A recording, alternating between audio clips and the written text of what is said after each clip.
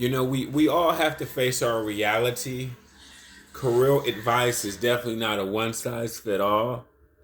It really is not. It's not a one size to fit everybody. Um, like what's that? Next week, I ain't gonna.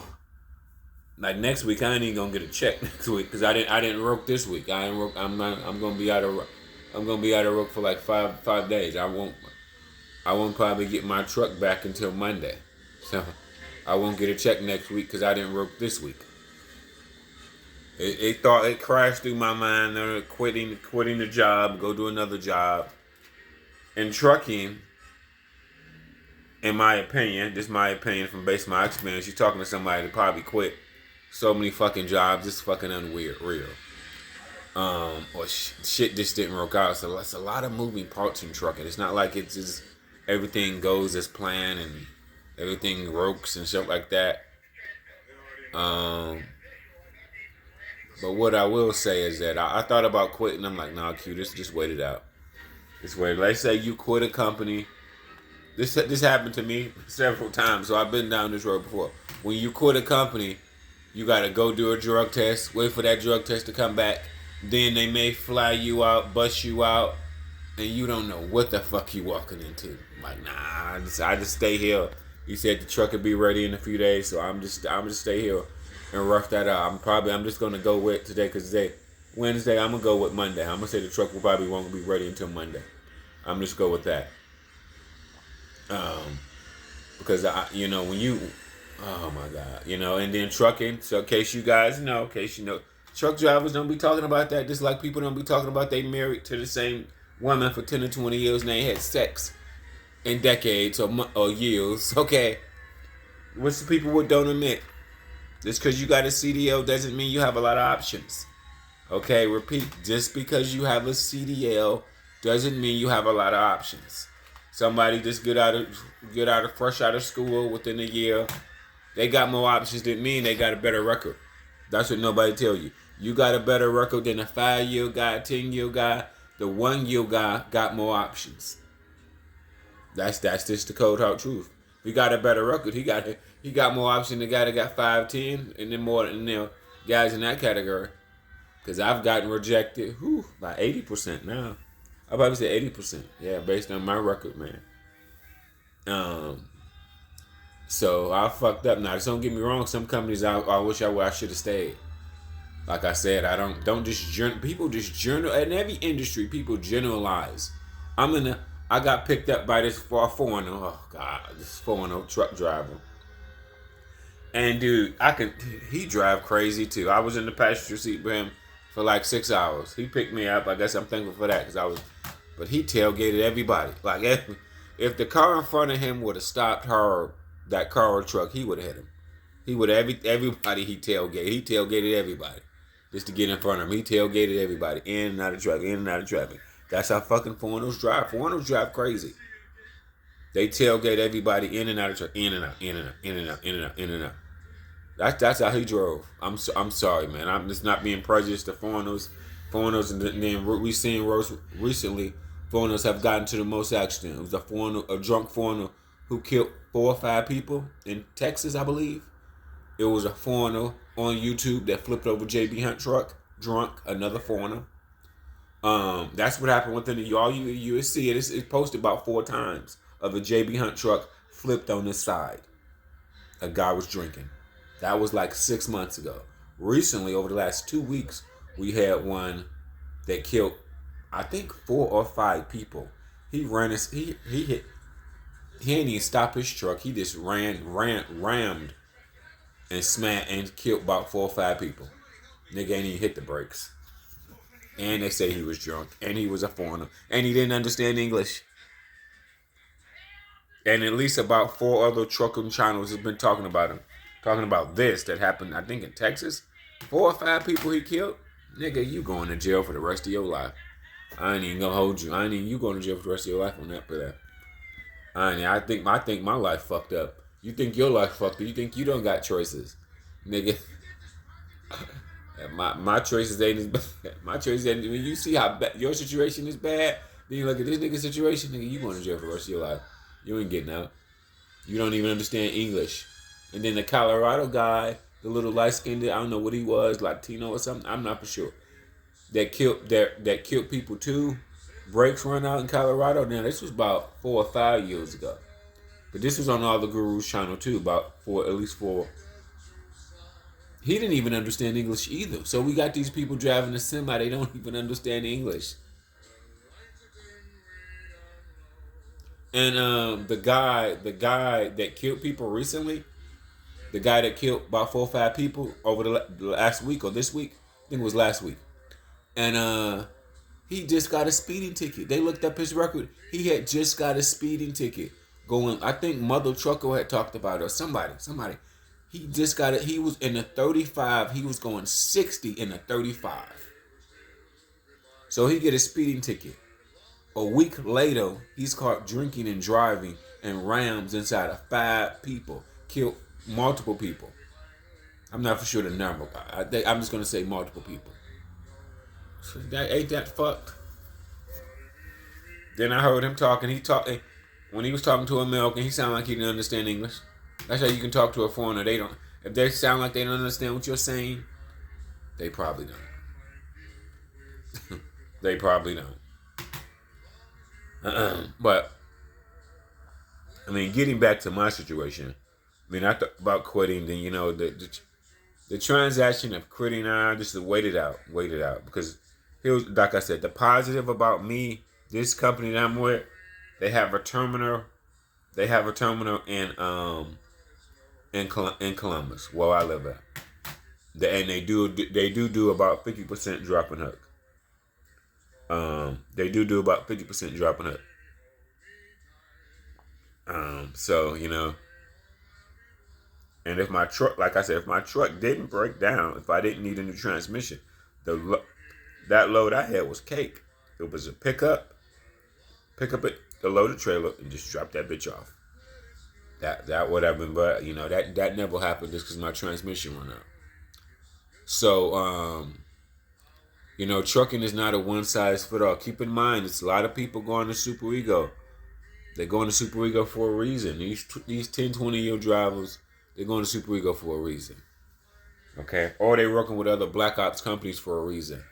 Now, I don't got a lot of options, so I always recommend JB Hunt. And even though JB Hunt won't hire me back, I'm definitely not bitter for JB Hunt, because I'm not going to blanket all of trucking. You are smarter as a driver working dedicated versus going all over America. And like I was just telling the foreigner, he said, "Is Swift really that bad?" Because he heard a lot of rumors about Swift. I'm like, I had to tell these people. I had to tell this foreigner I was in his truck, and he brought me back to Columbus. And basically one of my co-workers that work with this company, he brought me back to Columbus. And he said, "Is Swift really that bad?" I'm like, "Bro, you can't hate Swift." A lot of truck drivers are not on the internet as much as I am. They don't know. I've watched so many videos from so many different mega carriers. But let's just focus on Swift. I said Swift is a mega carrier. Swift has 10,000 trucks. Okay? They have more terminals. Swift has more terminals than any other carrier. I'm pretty sure. I think I looked up how many terminals they got.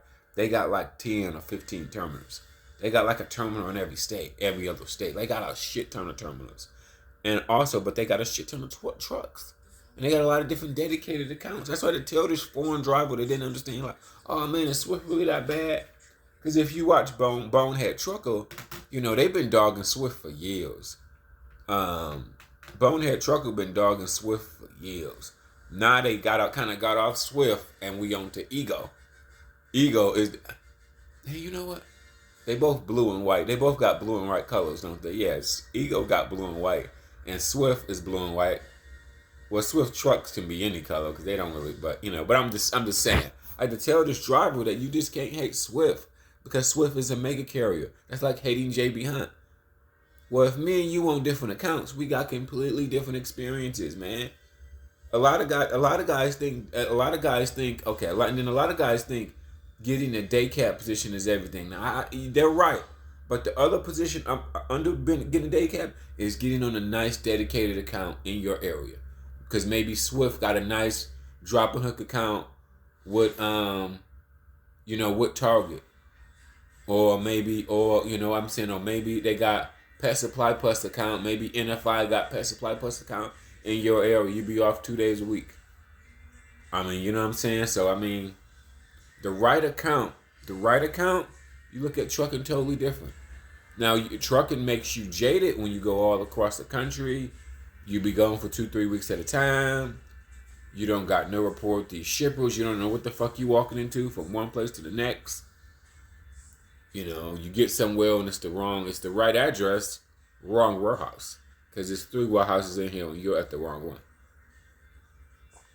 So I gotta focus on what I do, guys. See, in life, your state of depression, when you on a bad thing, is focus on what you don't want. When you focus on what you don't got, you gotta focus on what you do got. What I do got is 50% drop and hook. What I do got is a terminal where I live at, and I realize that's valuable in the trucking game. If you get with a company, they have a terminal where you live at, so you can park your truck there. To me, that's so many things about trucking is valuable, but nobody talks about. Nobody talks about, man. So like I said, in every company, especially when you do OTR, you don't know what you're walking into. You really don't. And then when you got limited options, because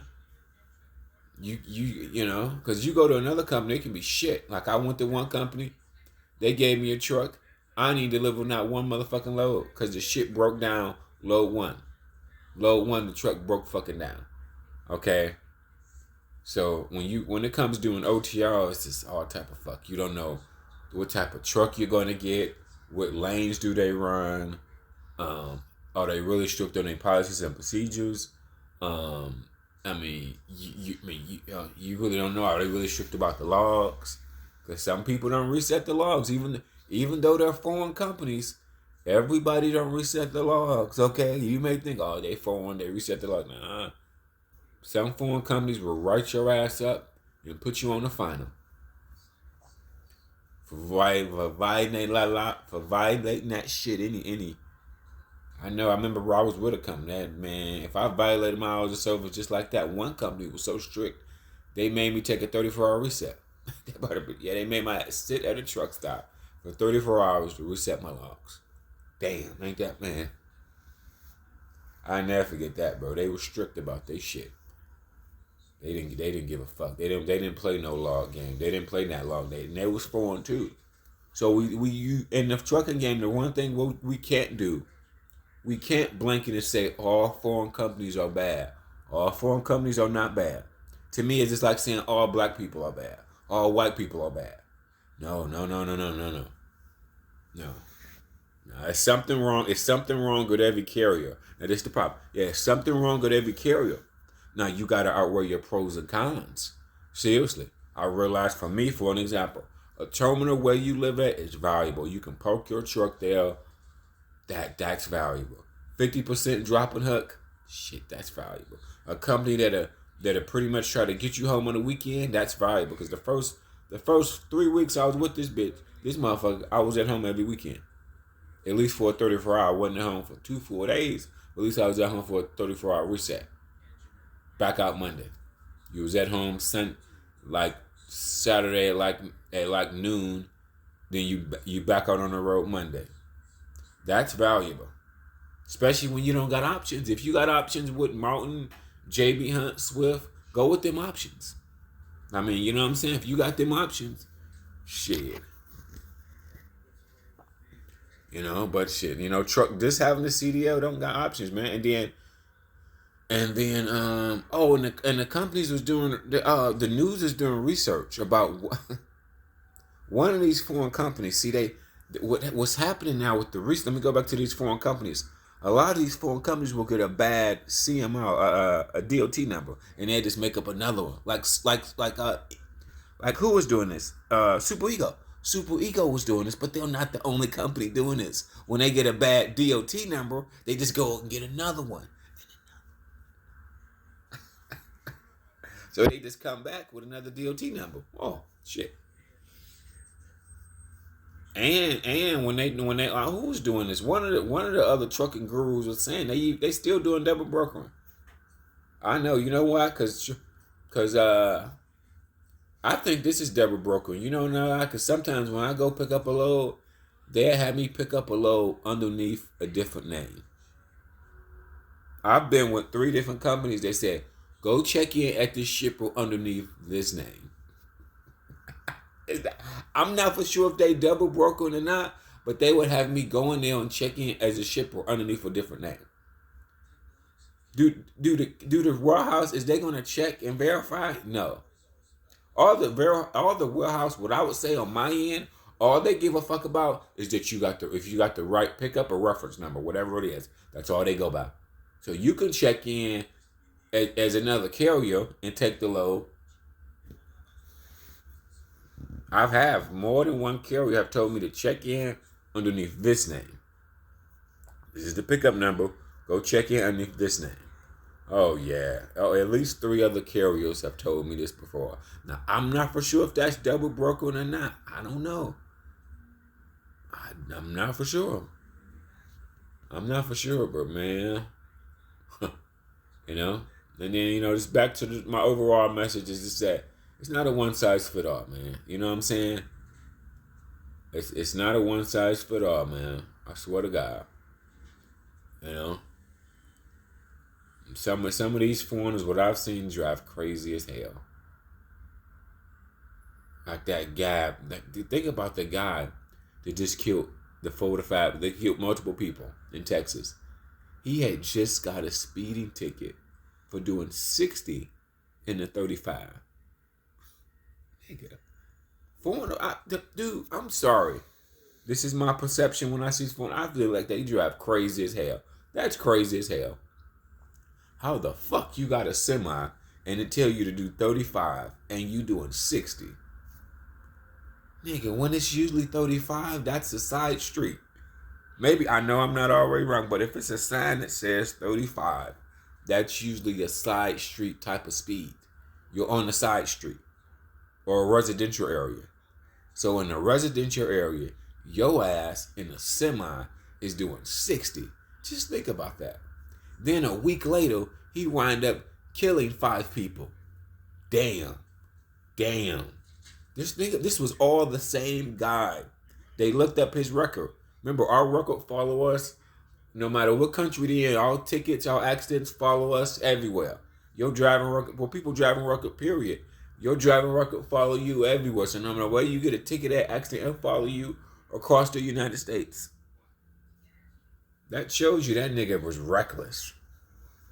Then the guy that killed 4 people, the foreigner, they didn't understand English. But I saw the video with 3 other reaction videos. It looked like after he hit them people, he didn't even comprehend.